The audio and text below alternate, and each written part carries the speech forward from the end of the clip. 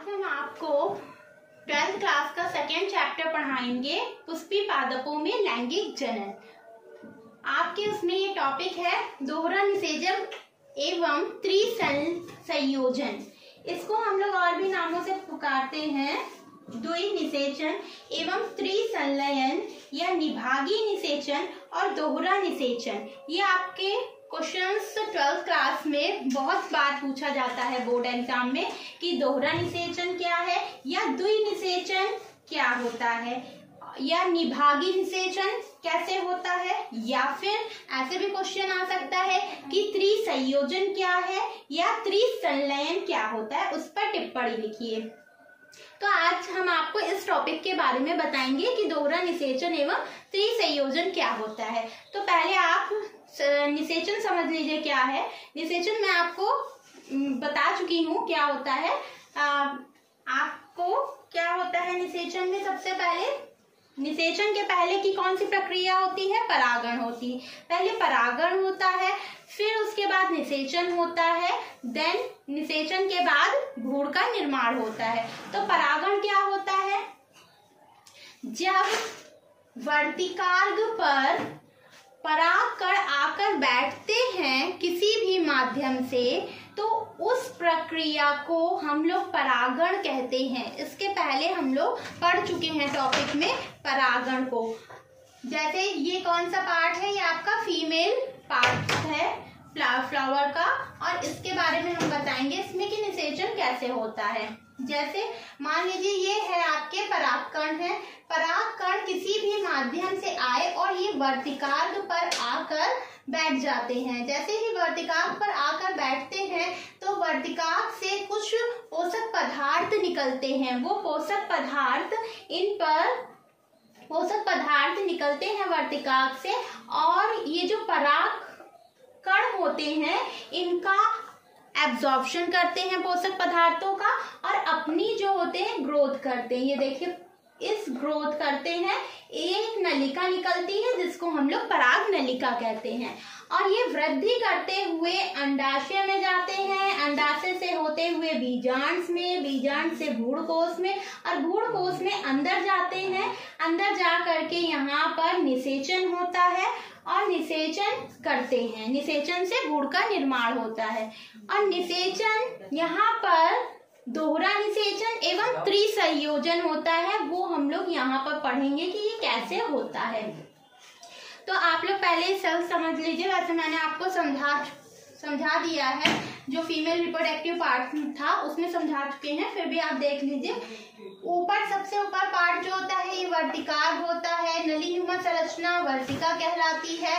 इसमें आगे जब नीचे की ओर हम लोग यहाँ पर जाते हैं तो इसको हम लोग ओवरी और अंडाशय कहते हैं। अंडाशय के अंदर ये आपको जो संरचना दिखाई दे रही है इसको बीजांड कहेंगे, और बीजांड के अंदर एक धसी हुई संरचना होती है जिसको हम लोग कहते हैं भ्रूणकोश। भ्रूणकोश के अंदर आप देख रहे होंगे आपको बहुत सारी सेल्स दिख रही हैं, 8 सेल्स दिख रही हैं। 3 सेल्स जो होती हैं ऊपर की ओर इसको हम लोग प्रतिमुखी कोशिका कहते हैं, और ये नीचे की ओर 3 होती हैं। इसको इनमें से 2 कोशिकाओं को सहायक कोशिका कहते हैं, और ये एक कोशिका है ये अंड कोशिका कहलाती है। बीच में 2 कोशिका है, इसको हम लोग ध्रुवीय कोशिका या ध्रुवीय केंद्रक भी कहते हैं। जब ये दोनों आपस में फ्यूज हो जाती हैं, इसका जब साइटोप्लाज्म आपस में फ्यूज हो जाता है और उसके बाद इसका न्यूक्लियस, ये जो केंद्रक है, ये दोनों आपस में मिल जाते हैं तो अंदर एक केंद्रक बन जाता है।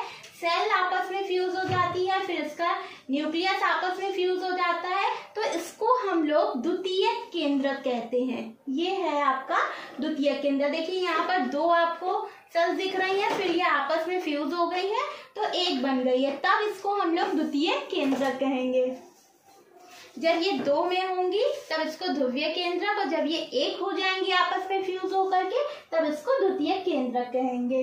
तो अंदर जाएंगी और ये आपका पार्ट था फीमेल का। अब देखिए यहाँ पर क्या होगा, जैसे ही यहाँ पर परागकण आ करके बैठेंगे, यहाँ पर कुछ पदार्थ, चिपचिपा पदार्थ निकलेगा जिसको ये एब्जॉर्ब करेंगे। एब्जॉर्ब करके ये अंदर जाएंगे हमारे, फिर बीजांड में अंडाशय, अंडाशय के बीजांड, बीजांड से भ्रूणकोश में आएंगे और इनके पास में 2 नर युग्मक होते हैं। जो परागकण होते हैं इनके पास में 2 नर युग्मक होते हैं। 2 नर युग्मक इस भ्रूणकोश के अंदर जाएंगे और यहाँ पर निषेचन करते हैं। अब इसमें हम लोग बात करेंगे कि ये दोहरा निषेचन क्यों कहा गया है। अब हम केवल इस संरचना की बात करेंगे। जो स्ट्रक्चर है ये है हमारा भ्रूणकोश। भ्रूणकोश ये देखिए यहाँ पर है, ये आपको एक नलिका दिखाई दे रही है, ये पराग नलिका है।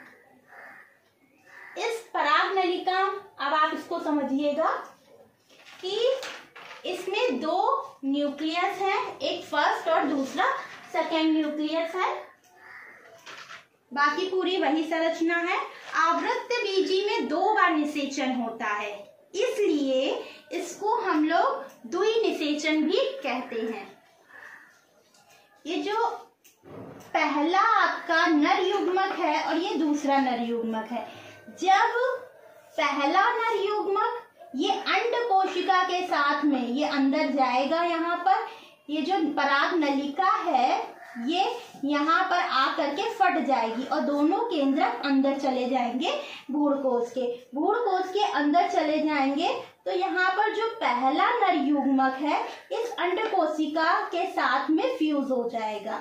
ये देखिए अंड कोशिका कैसी है, हैप्लॉइड है, मतलब आगुणित है, एन है, प्लस इसके साथ में जब ये पहला नर युग्मक है ये भी हैप्लॉइड है, आगुणित है। जब दोनों आपस में मिल जाएंगे तो ये भ्रूण का निर्माण करेंगे और भ्रूण हमेशा कैसा बनेगा, 2n डिप्लॉइड होगा, द्विगुणित बनेगा। जब अंड कोशिका n और पहला नर युग्मक दोनों n मिलेंगे तो 2n बनाएंगे और 2n क्या बनाएगा, भ्रूण, जिसको हम लोग एम्ब्रियो कहेंगे। देन इसके बाद यहाँ पर देखिए ये वाला यहाँ पर क्या है, द्वितीयक केंद्रक है। अंड कोशिका निषेचित हो चुकी है। देन दूसरा हमारा दूसरा नर युग्मक और द्वितीयक केंद्रक। द्वितीयक केंद्रक हमारे कितने केंद्रकों से मिलकर के बना था, 2। ये देखिए 2 केंद्रक जब यहाँ पर फ्यूज हुए थे तब एक बना था, तो ये कैसा होगा, 2n ही होगा। तो 2n ये है और सेकेंड ये वाला न्यूक्लियस मिल जाएगा, किसका, दूसरा नर युग्मक मिल जाएगा। तो द्वितीय केंद्रक 2n है और दूसरा नर युग्मक कैसा है, हैप्लॉइड है, आगुणित है, ये n है।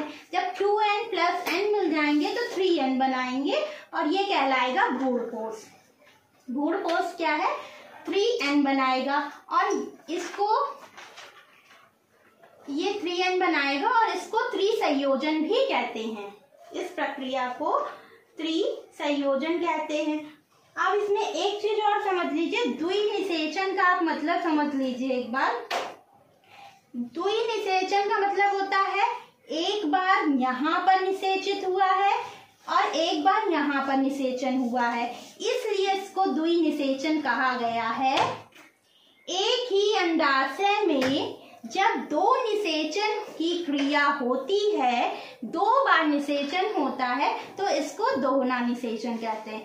ऐसा नहीं है, कुछ बच्चे यहाँ पर कंफ्यूज रहते हैं कि यहाँ पर हो रहा है केवल यही 2 निषेचन है, तो ऐसा नहीं है। एक ही अंडाशय में 2 बार निषेचन होता है, एक अंड कोशिका से निषेचित होना और दूसरा द्वितीय केंद्रक से मेल गैमेट का फ्यूज होना द्विनिषेचन या दोहरा निषेचन कहलाता है।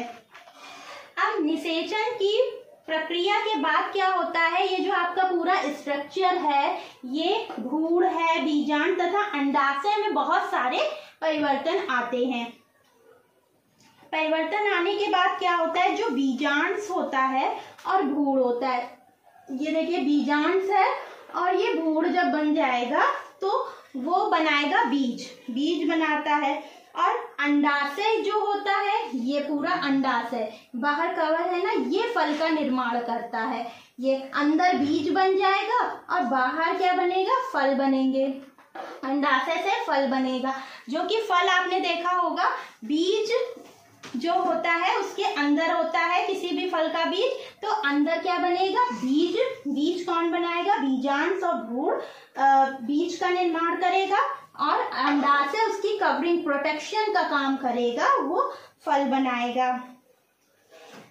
अब यहाँ पर इसका वर्क क्या होता है, भ्रूण कोश का काम होता है कि जो बीज बनते हैं उनको न्यूट्रिशन प्रोवाइड कराना। अगर भ्रूण कोश नहीं बनता है, जैसे आवृत्तबीजी पौधों में क्या होता है कि यहाँ पर भ्रूण कोश बनते हैं, तो भ्रूण कोश इसलिए होता है क्योंकि ये हमारे बीज को न्यूट्रिशन प्रोवाइड, पोषक पदार्थ देते हैं, न्यूट्रिशन प्रोवाइड कराते हैं, जिससे हमारा प्लांट स्वस्थ रहता है। अगर किसी प्लांट्स में भ्रूण कोश का निर्माण नहीं होता है तो हमारे प्लांट्स जो होते हैं, फल फ्रूट वगैरह, वो क्या होते हैं, जो भ्रूण होते हैं वो स्वस्थ नहीं बनते हैं और ज़्यादा समय तक नहीं ग्रो कर पाते हैं। और जिनमें अगर भ्रूण कोश का निर्माण होगा तो वो स्वस्थ जो हमारे भी स्वस्थ फ्रूट हैं वो बनेंगे। तो ये हमारी क्रिया थी दोहरा निषेचन।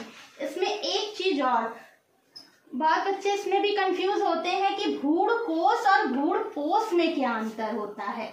तो ये समझ लीजिए, जो भ्रूण कोश होता है वो हमारे पूरा फीमेल पार्ट्स होता है, उसके अंदर प्रेजेंट होता है और यहाँ पर बहुत सारे न्यूक्लियस प्रेजेंट होते हैं, जो कि ये फर्टिलाइजेशन का काम करता है, निषेचन का काम करता है। लेकिन जो भ्रूण पोष होता है, ये 3N संरचना ये होता है भ्रूण का, जो हमारे बीज होते हैं उसको न्यूट्रिशन प्रोवाइड कराता है। तो ये हमारा था पूरा दोहरा निषेचन एवं त्रिसंयोजन। ये 12th क्लास में बहुत ही इंपॉर्टेंट क्वेश्चंस है और ये आता है आपका।